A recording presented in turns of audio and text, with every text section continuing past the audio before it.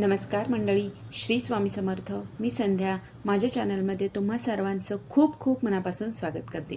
बघा मंडळी, 19 मार्च 2026 गुरुवारी आहे गुढीपाडवा आणि या गुढीपाडव्यापासूनच चैत्र नवरात्राला सुरुवात होत असते आणि त्याचबरोबर यासोबतच 2 नवरात्र आणखीन सुरू होतात, जे म्हणजे एक असते रामनवरात्र आणि एक असते हनुमान नवरात्र. अशी 3 नवरात्र गुढीपाडव्याला म्हणजे चैत्र पाडव्यापासून सुरू होत असतात. आणि बघा, या काळामध्ये म्हणजे चैत्र पाडव्यापासून ते पौर्णिमेपर्यंत या काळामध्ये आपण जी काही सेवा करू त्याचं 3 पट पुण्य आपल्याला मिळत असतं. म्हणून आपल्याला या काळामध्ये जास्तीत जास्त सेवा करायची असते. बघा मंडळी, आई भगवतीचेही आपल्या कुलदेवीचेही 4 नवरात्र असतात. बघा मंडळी, पाडव्यापासून आपले चैत्र नवरात्र सुरू होत असते. बघा, नवरात्र हे 4 असतात.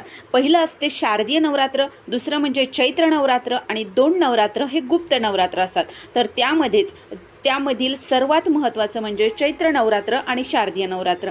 तर हे चैत्र नवरात्र सुरू होत आहे पाडव्याच्या दिवसापासून. तर या दिवसापासून आपल्याला आपल्या आई भगवतीची, आपल्या कुलस्वामिनीची सेवा आपल्याला करायची असते. बघा, ज्याप्रमाणे आपण शारदीय नवरात्रामध्ये आई भगवतीची सेवा करतो, त्याचप्रमाणे आपल्याला या चैत्र नवरात्रामध्ये सुद्धा आपल्या आई भगवतीची, आपल्या कुलस्वामिनीची सेवा करायची असते. तर बघा मंडळी, यामध्ये आता आपल्याला कुठली सेवा करायची आहे, कशी करायची आहे, कधी करायची आहे, ही संपूर्ण माहिती आज आपण या व्हिडिओमध्ये पाहणार आहोत. त्यामुळे व्हिडिओ अगदी शेवटपर्यंत पहा आणि जर तुम्ही माझ्या चॅनलवरती नवीन असाल तर चॅनलला सबस्क्राईब करा.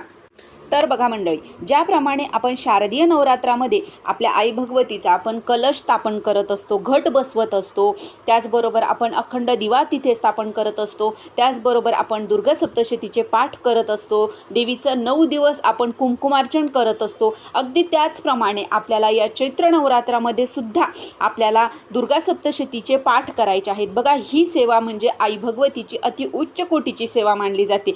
या सेवेमुळे तुमचं कुठलंही अडलेलं काम असो, कुठलीही तुमची अडचण असो, समस्या असो, अगदी कुठलीही असो, मुलांविषयी असो, शारीरिक मानसिक कुठलीही असो, खूप दिवसापासून तुमच्या कुणाकडे पैसे अडकलेले आहेत किंवा घरामध्ये पैसा टिकत नाही आहे किंवा मुलांच्या शिक्षणाविषयी काही प्रॉब्लेम्स असतील, सर्व तुमच्या अडचणी या दुर्गा सप्तशतीच्या पाठामुळे तुमच्या दूर होतात. म्हणून आपल्याला या नवरात्रामध्ये आई भगवतीची दुर्गा सप्तशतीचा पाठ करून आपल्याला तिची सेवा करायची आहे. आता कसा करायचा हा दुर्गा सप्तशतीचा पाठ, याचा व्हिडिओ आपल्या चॅनलवरती आलेला आहे. तरी मी तुम्हाला थोडक्यात माहिती सांगते. जर तुम्ही तो व्हिडिओ पाहिला नसेल तर त्याची लिंक मी तुम्हाला डिस्क्रिप्शन बॉक्समध्ये देते. तुम्ही तिथे जाऊन तोही व्हिडिओ नक्की बघा.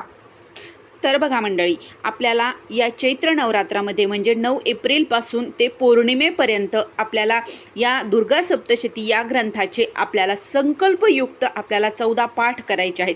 बघा, अमावस्या ते पौर्णिमा या 15 दिवसाचा पिरियडमध्ये तुम्ही 14 पाठ म्हणजे दररोज एक पाठ जरी केला तरी तुमचे आरामशीर 14 पाठ तुमचे होऊन जातात. आणि ही आई भगवतीची अति उच्च कोटीची सेवा मानली जाते. 14 पाठ करणं म्हणजे खूप मोठी सेवा आपल्याकडून घडत असते. बघा, यामध्ये काही जर तुम्हाला प्रॉब्लेम्स आले, मासिक धर्म काही आला, तर ते 4 दिवस तुम्ही सोडून द्यायचे आणि पुढं 4 दिवस 5 दिवस तुम्ही ती सेवा नंतरही तुम्ही करू शकता.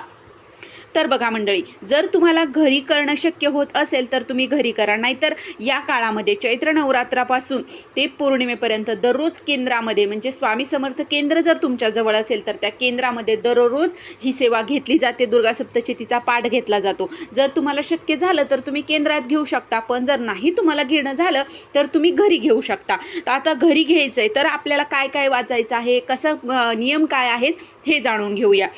तर बघा मंडळी, यामध्ये आपल्याला काय काय वाचायचं आहे हे पाहूया. बघा, सर्वात अगोदर आपल्याला स्वामी स्तवन म्हणायचं आहे, पठन करायचं आहे. नंतर 1 माळ श्री स्वामी समर्थ आणि 1 माळ 99 मंत्र आपल्याला पठन करायचं आहे. बघा, तुम्ही दुर्गा सप्तशतीचा पाठ एखाद्या समस्येसाठी जर करत असाल, जी समस्या तुमची सॉल्व्ह होत नाही आहे, खूप दिवसापासून काही अडलेलं काम आहे, तर तुम्ही काय करायचं आहे, यात 2 माळी घ्यायच्या आहेत, श्री स्वामी समर्थ आणि 99, आणि त्याचबरोबर 1 माळ गायत्री मंत्राची सुद्धा तुम्ही जर घेतली तर तुमचं म्हणजे या सेवेमुळे ही सेवा इतकी पॉवरफुल आहे की तुमचं कुठलंही अडलेलं काम असो ते काम तुमचं पूर्णत्वास जातं म्हणजे जातंच.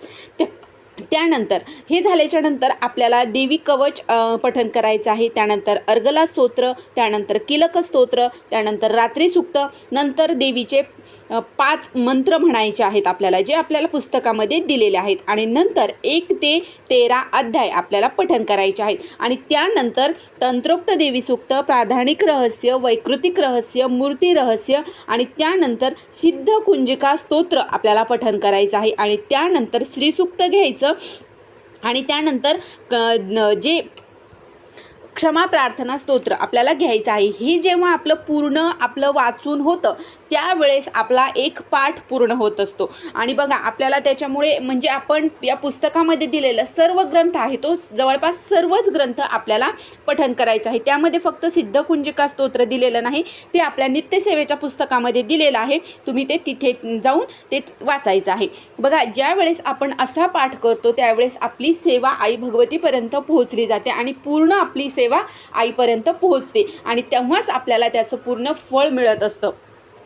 आणि बघा मंडळी, जर तुम्हाला खूपच तुमचं काही अडलेलं काम आहे, खूप मोठी समस्या आहे, तर त्यावेळेससुद्धा तुम्ही काय करायचं आहे, हे जे राहू काळ असतो बघा, दर दिवसामध्ये प्रत्येक दिवसाला 1.5 तासाचा एक राहू काळ असतो. आणि आपलं हे दुर्गा सप्तशतीचा पाठसुद्धा आपला एक पूर्ण पाठ वाचायला आपल्याला 1 ते 1.5 तास तर लागतोच. तर या 1.5 तासात त्या राहू काळामध्ये त्या 1.5 तासात जर तुम्ही दररोज जर वाचलं तर तुमचे कुठलंही कोर्टाचं काम असो किंवा कुठलीही भयानक तुमची परिस्थिती आहे आणि त्याच्यापासून तुम्हाला मार्गच मिळत नाही आहे, तर ती सुद्धा कामं ज्यावेळेस तुम्ही या राहू काळामध्ये दुर्गा सप्तशतीचा पाठ करता तर ते तुमचं काम पूर्णत्वास जातंच आणि तुम्हाला त्यामध्ये यशही मिळतं.